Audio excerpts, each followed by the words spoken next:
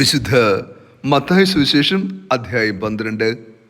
അക്കാലത്ത് നിയമജ്ഞരിലും ഫരിസേയരിലും പെട്ട ചിലർ യേശുവിനോട് പറഞ്ഞു, ഗുരു, നിന്നിൽ നിന്ന് ഒരടയാളം കാണാൻ ഞങ്ങൾ ആഗ്രഹിക്കുന്നു. യേശു മറുപടി പറഞ്ഞു, ദുഷിച്ചതും അവിശ്വസ്തവുമായ തലമുറ അടയാളങ്ങൾ അന്വേഷിക്കുന്നു. യോനാ പ്രവാചകന്റെ അടയാളമല്ലാതെ മറ്റൊരു അടയാളവും ഇതിന് നൽകപ്പെടുകയില്ല. യോന 3 രാവും 3 പകലും തിമിംഗലത്തിൻ്റെ ഉദരത്തിൽ കിടന്നതുപോലെ മനുഷ്യപുത്രനും 3 രാവും 3 പകലും ഭൂമിക്കുള്ളിലായിരിക്കും. നിനിവേ നിവാസികൾ വിധി ദിവസം ഈ തലമുറയോടൊത്ത് എഴുന്നേറ്റ് ഇതിനെ കുറ്റം വിധിക്കും. എന്തെന്നാൽ യോനായുടെ പ്രസംഗം കേട്ട് അവർ അനുതപിച്ചു. ഇതാ ഇവിടെ യോനായേക്കാൾ വലിയവൻ. ദക്ഷിണദേശത്തെ രാജ്ഞി വിധി ദിവസം ഈ തലമുറയോടൊത്ത് ഉയർത്തെഴുന്നേൽക്കുകയും ഇതിനെ കുറ്റം വിധിക്കുകയും ചെയ്യും. എന്തെന്നാൽ സോളമൻ്റെ വിജ്ഞാനം ശ്രവിക്കുവാൻ അവൾ ഭൂമിയുടെ അതിർത്തിയിൽ നിന്ന് വന്നെത്തി. ഇതാ ഇവിടെ സോളമനേക്കാൾ വലിയവൻ. ഈശോയിൽ ഏറ്റവും സ്നേഹമുള്ള പ്രിയ ദൈവമക്കളെ, ഈ വിശുദ്ധ പ്രഭാതത്തിൽ നാം ദൈവതിരുസന്നിധിയിൽ പ്രാർത്ഥനാപൂർവം ആയിരിക്കുമ്പോൾ അത്ഭുതങ്ങളുടെ ആത്മീയത ധ്യാനിക്കാം. ഈ കാലഘട്ടം അടയാളങ്ങൾ അന്വേഷിക്കുന്ന, അത്ഭുതങ്ങൾ തേടുന്ന ഒരു കാലഘട്ടമാണ്. അത്ഭുതം നടക്കുന്ന ഇടങ്ങളിലേക്ക് നിരവധി ആൾക്കാർ എപ്പോഴും ഒഴുകിക്കൊണ്ടേയിരിക്കുന്നു. ഈ അത്ഭുതങ്ങൾക്ക് വേണ്ടിയുള്ള ഓട്ടം ഈ കാലഘട്ടത്തിൽ തുടങ്ങിയതല്ല. യേശുവിൻ്റെ കാലഘട്ടം മുതൽ അത്ഭുതങ്ങളെ അവർ വിലമതിച്ചിരുന്നു. എന്നാൽ ഭൂമി കണ്ട ഏറ്റവും മഹത്തായ അത്ഭുതത്തിന് സാക്ഷ്യം വഹിച്ചത് ക്രിസ്തുവാണ്, ക്രിസ്തു മാത്രമാണ്. ഈ യാഥാർത്ഥ്യം തിരിച്ചറിഞ്ഞെങ്കിൽ നമ്മൾ ആരും അത്ഭുതങ്ങൾക്ക് പിന്നാലെ പോകുമായിരുന്നില്ല. കാരണം ഇന്നത്തെ സുവിശേഷത്തിലൂടെ യേശു ഏറ്റവും മനോഹരമായി, ഏറ്റവും ലളിതമായി ലോകത്തെ പഠിപ്പിക്കുന്നു.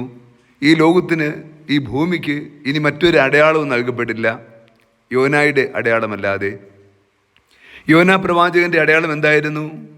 ദൈവത്തിൻ്റെ വാക്ക് ധിക്കരിച്ചുകൊണ്ട് താർസൂസിലേക്ക് കപ്പൽ കയറിയ ഒരുവൻ.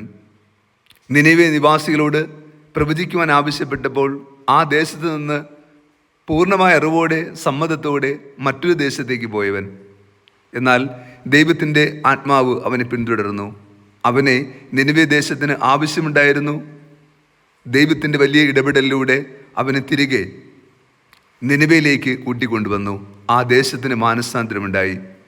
എന്നാൽ ഈ ജോന മാനസാന്തരപ്പെട്ടത് യഥാർത്ഥത്തിൽ 3 ദിവസം തിമിംഗലത്തിനുള്ളിൽ ആയിരുന്ന കാലഘട്ടത്തിലാണ്.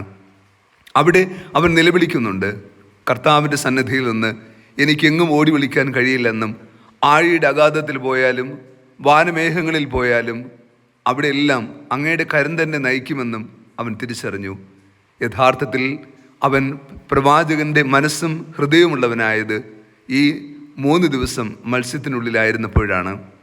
ഇന്നത്തെ സുവിശേഷത്തിലൂടെ യേശു പറയുന്നു, ഇനി ഈ ജനത്തിൻ്റെ ഏറ്റവും വലിയ അവസാനത്തെ അടയാളം യോനായുടെ ഈ അടയാളമാണ്. അവൻ 3 ദിവസം മത്സ്യത്തിൻ്റെ ഉള്ളിലായിരുന്ന പോലെ മനുഷ്യപുത്രൻ 3 ദിവസം ഭൂമിക്കുള്ളിലായിരിക്കും. ക്രിസ്തു പറഞ്ഞു വരുന്നത് ക്രിസ്തുവിൻ്റെ മരണത്തെയും ഉത്ഥാനത്തെയും കുറിച്ചാണ്. ഭൂമിക്ക് ഇനി നൽകപ്പെടുന്ന ഏക അടയാളം ക്രിസ്തുവിൻ്റെ ഉത്ഥാനമാണ്. പ്രിയ ദൈവമക്കളെ, നമ്മൾ യഥാർത്ഥത്തിൽ കർത്താവായ യേശു ക്രിസ്തുവിൻ്റെ തിരുവുത്ഥാനത്തിൽ വിശ്വസിക്കുന്നുവെങ്കിൽ നമ്മൾ ഒരത്ഭുതവും അടയാളവും തേടി എങ്ങും പോകരുതെന്ന് ഓർമ്മപ്പെടുത്തുന്ന സുവിശേഷമാണിത്. ക്രിസ്തുവിൻ്റെ ഉത്ഥാനത്തിൽ വിശ്വാസമുറപ്പിച്ച് ജീവിക്കുന്ന നമ്മൾ ആ പ്രത്യാശയിൽ നിലകൊള്ളണം. അവൻ സത്യമായി ഉത്ഥാനം ചെയ്തു. അവൻ ഇന്നും നമ്മുടെ ഇടയിൽ ജീവിക്കുന്നു. ക്രിസ്തു ഉത്ഥാനം ചെയ്തു എന്ന് വിശ്വസിക്കുകയും ആ വിശ്വാസം പ്രഖ്യാപിക്കുകയും ചെയ്യുന്ന നമ്മൾ ഈ ലോകത്തിൻ്റെ അല്പസന്തോഷങ്ങൾക്ക് വേണ്ടി, അല്പസൗഭാഗ്യങ്ങൾക്ക് വേണ്ടി അത്ഭുതങ്ങൾ അന്വേഷിച്ചും അടയാളങ്ങളും അന്വേഷിച്ച് പോകരുത്. ക്രിസ്തുവാണ് ഏറ്റവും മഹത്തായ അത്ഭുതവും അടയാളവും.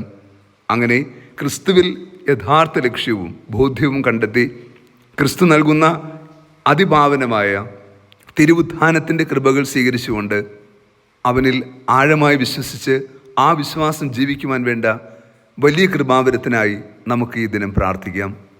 കർത്താവ് നിങ്ങളോടുകൂടെ.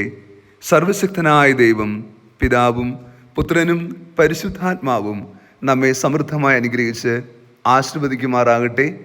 ആമേൻ.